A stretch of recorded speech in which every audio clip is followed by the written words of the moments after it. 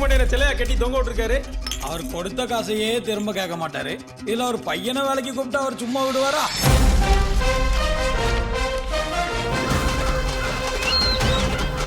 கண்ணே, நீ அரண்மனையில் பிறக்கணும்னாலும் ராஜபுத்திரன் அதெல்லாம் திருத்தவே முடியாதுப்பா.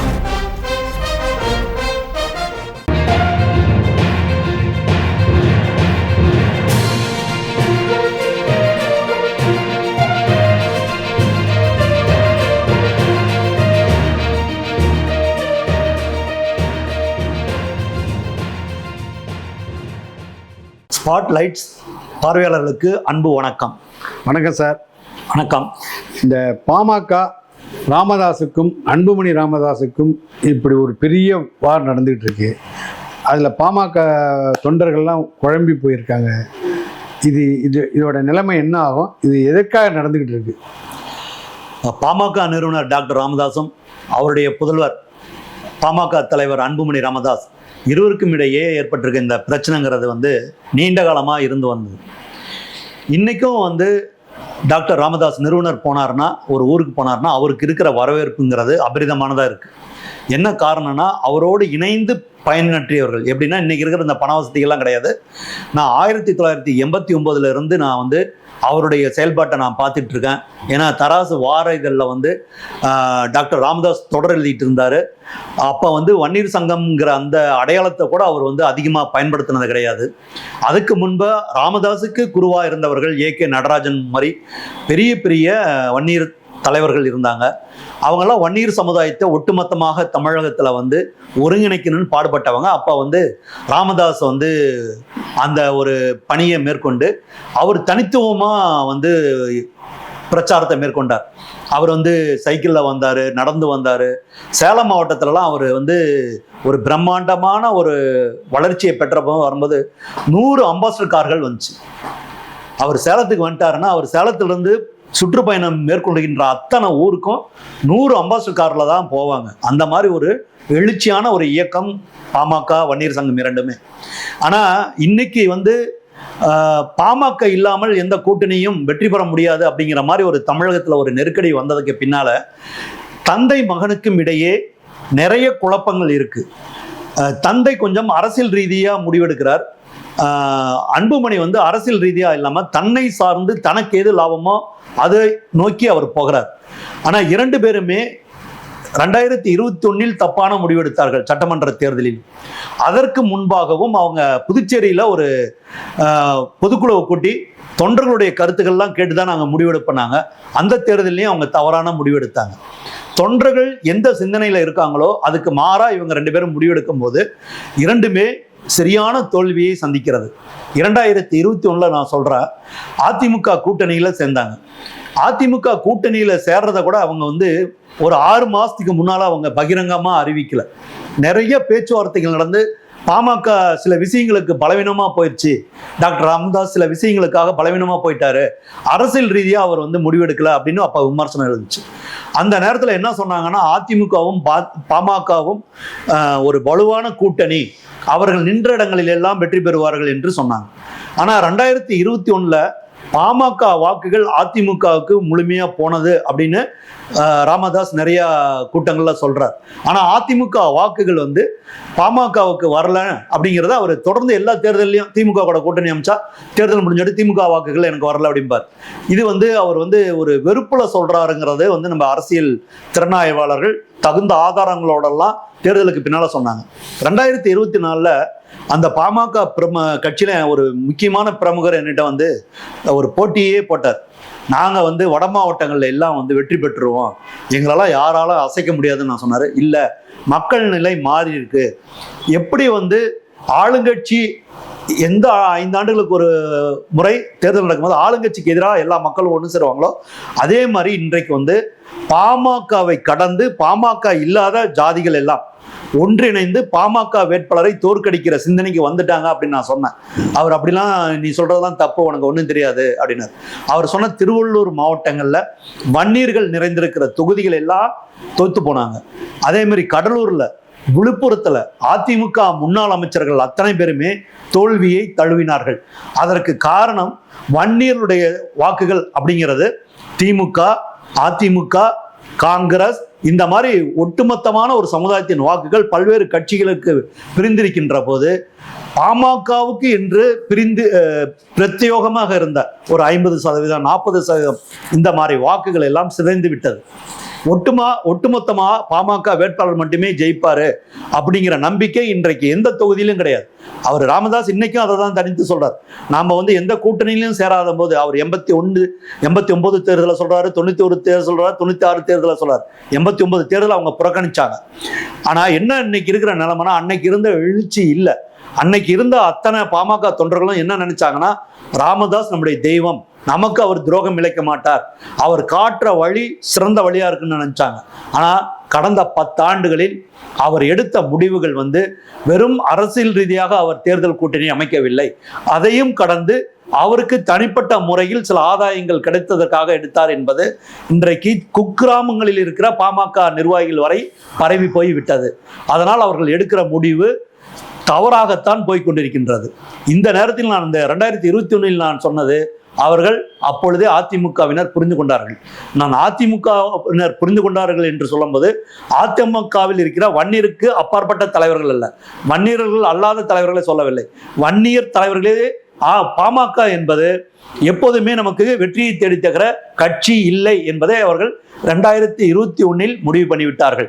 இன்றைக்கு பாமக ஒரு சப்போர்ட், ஒரு தூணுக்கு 2 பக்கமும் நீங்க எப்ப சப்போர்ட் கொடுப்பீங்களோ அதே மாதிரி இன்னைக்கு பாமக ஒரு சப்போர்ட் கட்சியா தான் இருக்கே தவிர, பாமக கூட்டணியில் சேர்ந்தால் வெற்றி உறுதி என்று சொல்கின்ற அளவிற்கு பாமகவுடைய வாக்கு சதவீதம் அவ்வளவு ஸ்ட்ராங்காக இல்லை.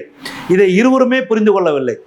அன்புமணி அவர்களுக்கும் ராமதாஸ் அவர்களுக்கும் இடைப்பட்டிருக்க இந்த மோதல் கட்சி ரீதியானது அல்ல, கொள்கை ரீதியானது அல்ல. இது முழுக்க முழுக்க குடும்ப பாசத்தால் வந்த பிரச்சனை. இன்றைக்கு ராமதாஸ் அவர்கள் அவருடைய மூத்த மகள் சொல் பேச்சு கேட்டுக்கொண்டு சில முடிவுகள் எடுப்பதாக கிடந்த 6 மாசமாக தகவல்கள் வந்து கொண்டிருக்கின்றது. அதையும் தாண்டி என்றைக்கு அன்புமணியை பாமகவின் தலைவராக ராமதாஸ் முன்மொழிந்தாரோ அன்றே தன்னை ஒட்டுமொத்த பாமகவும் என்னுடையது, இன்னும் சொல்லப்போனால் அன்புமணி மட்டுமல்ல, அவங்களுடைய மனைவியார் அவர்கள் சௌமியா அன்புமணி, அவருடைய குழந்தைகள் அத்தனை பேருமே இன்றைக்கு பாமகவை தங்களுக்குரியது என்பதை அவர்கள் முழுவதுமாக உட்படுத்தி கொண்டார்கள், உள்வாங்கி கொண்டதனால் இன்றைக்கு பாமகவை அவர்களிடமிருந்து மீட்பது என்பது டாக்டர் ராமதாஸ் அவர்களுக்கு மிகப்பெரிய சவால் தான். அவர் அதே வேகத்தில் இறங்கினார்கள் என்றால் பாமக மிகப்பெரிய அழிவை சந்திக்கும். அது அன்புமணிக்கு மட்டுமல்ல, அன்புமணியை சார்ந்திருக்கின்ற இன்றைக்கு அன்புமணி பக்கம்தான் பெரும்பான்மையானவர்கள் நிற்கிறார்கள். என்ன காரணம் என்றால், முன்பு போல் டாக்டர் ராமதாஸால் எல்லா மாவட்டங்களுக்கும் செல்ல முடியவில்லை. அன்புமணி ஒவ்வொரு வீடுகளுக்கும் செல்கிறார். அவருடைய மனைவி, அவருடைய மகள்கள் தருமபுரியில் 6 தொகுதிகளிலும் ஒவ்வொரு வீடுகாக சென்றவர்கள். அப்படி ஒவ்வொரு வன்னிய உறவுகளோடும் அவர்கள் தொடர்பு வைத்திருக்கிற போது இந்த குடும்பத்துக்கு தான் அபரிதமான ஆதரவு இருக்கிறது என்பதுதான் எல்லோரும் சொல்லிக் கொண்டிருக்கின்றார்கள். இதில் நிதானமாகவும் மிகவும் பொறுமையாகவும் டாக்டர் ராமதாஸ் அவர்கள் முடிவெடுக்க வேண்டும்.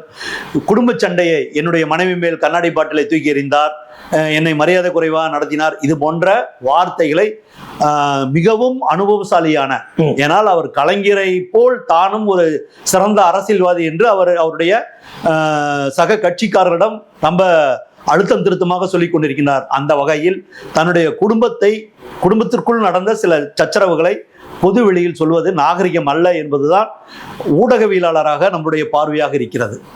சரி சார், இப்போ இது தேர்தலில் எப்படி பிரதிபலிக்கும் சார்?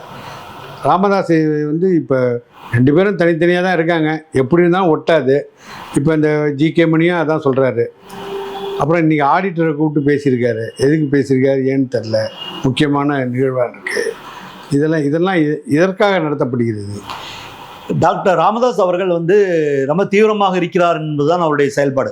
அவர் தன்னுடைய மகனை, பாமக தலைவர் அன்புமணியை நேருக்கு நேர் எதிரி என்று அவர் முடிவு பண்ணிவிட்டார் என்றுதான் நான் நினைக்கிறேன். அவருக்கு ஏதோ ஆழ்மனதில் ஒரு ரொம்ப காயம் ஏற்பட்டிருக்கிறது. அதை எந்த மருந்தாலும் சரிப்படுத்த முடியவில்லை. ஆனால் எனக்கு என்ன சந்தேகம் என்றால், சௌமியா அன்புமணி அவருடைய தந்தையார் வந்து காங்கிரஸ் உடைய முன்னாள் தலைவர்.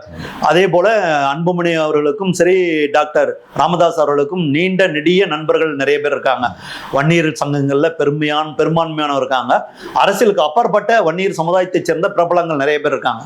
இவங்க இதுல இறங்கி எதுவும் சமாதானப்படுத்த ஒரு முயற்சியை எடுக்கலையா அப்படிங்கிற சந்தேகம் எனக்கு ஏற்படுகிறது. என்ன காரணம் என்றால், அன்புமணி சொல்கின்ற விமர்சனங்களை தாண்டி நிறுவனர் சொல்கின்ற சில வார்த்தைகள் என்பது, நீ இனிமேல் என் பக்கமே வராத, என் முகத்திலேயே முழிக்காத, தைலாபுரம் தோட்டத்தில் உனக்கு இடமே இல்லை, பாமகவுக்கும் நீ வந்து சாதாரண தொண்டனுக்கு கூட தகுதி இல்லை அப்படிங்கிற ஒரு பிரச்சாரத்தை முன்னெடுத்து தமிழ்நாடு முழுவதும் இருக்கிற பாமக நிர்வாகிகள் தொண்டர்களிடம் அன்புமணியை நீங்கள் நம்பாதீர்கள் என்று இவரே ஒரு பிரச்சாரத்தை முன்னெடுத்திருப்பதை போலதான் தெரிகிறது.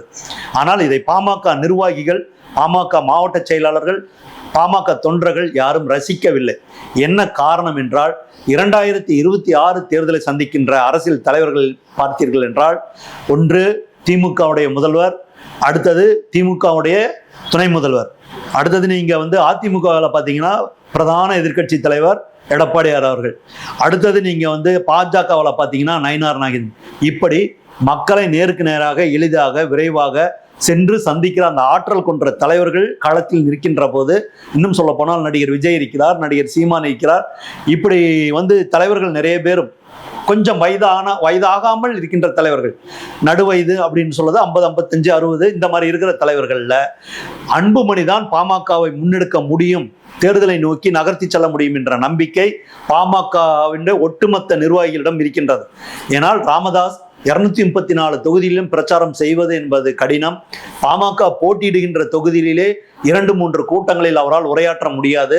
அவர் உடல்நலம் கடுமையாக பாதிக்கப்பட்டிருக்கின்றது.